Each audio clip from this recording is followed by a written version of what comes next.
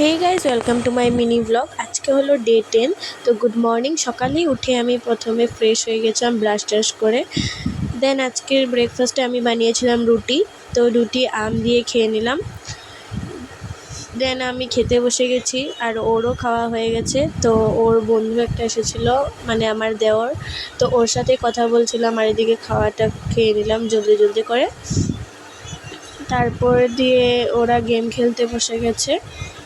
তারপর এখানে ও আমার জন্য চিপস এনে দিয়েছিল আর স্প্রাইট। দেন আজকে হলো সানডে, তো অন্য সময় তো টাইম পাই না একটু স্কিন কেয়ার করতে। তো ভাবলাম যে আজকে একটু স্কিন কেয়ার করে নিই। আর ডার্ক সার্কেলটাও অনেক হয়ে গেছে, তো এই প্রথমে আমি কফি লাগিয়ে নিলাম। দেন এখানে বেসনটা লাগিয়ে নিয়েছি, তো এটাকে শুকাতে দেবো। তো এটা অলমোস্ট শুকিয়ে গেছে, তো চলো স্নানটা সেরে নিই। দেন আমার এখানে স্নান করা কমপ্লিট হয়ে গেছে, তো চলো ড্রেসটা চেঞ্জ করে নিই। এখানে আমি ড্রেসটা চেঞ্জ করে নিয়েছি। তো এবার খাওয়ার দাওয়াটা করে নিই। তো আজকে খাওয়ারই ছিল চিকেন, তো সেটা দিয়ে খেয়ে নিলাম। তো এবার খাওয়া দাওয়া কমপ্লিট, তো একটু রেস্ট করে নিই। তো এখন বিকাল হয়ে গেছে, তারপর আমরা দুজন রেডি হয়ে গেলাম একটু ঘুরে যাবো করে। তো এখন আমরা ঘর থেকে বের হয়ে গেছি।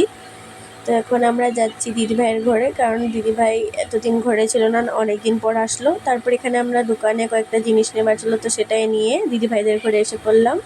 তো ওরা দুজন গেম খেলছে, তারপর দিদিভাই চা বানিয়ে নিয়ে আসলো, তো সেটাই খেয়ে নিলাম। তারপর আমি আর দিদিভাই কয়েকটা পিক তুলে নিলাম আর ভিডিও করে নিলাম। তারপর আমরা ঘরের দিকে রওনা হলাম। তো ঘরে এসে পড়েছি, তো চলো এবার ফ্রেশ হয়ে নিই। তো আজকের জন্য এতটুকুই। যদি ব্লগটা ভালো লেগে থাকে তো একটা লাইক কমেন্ট শেয়ার করে দিও। Thank you for watching. Bye bye, good night.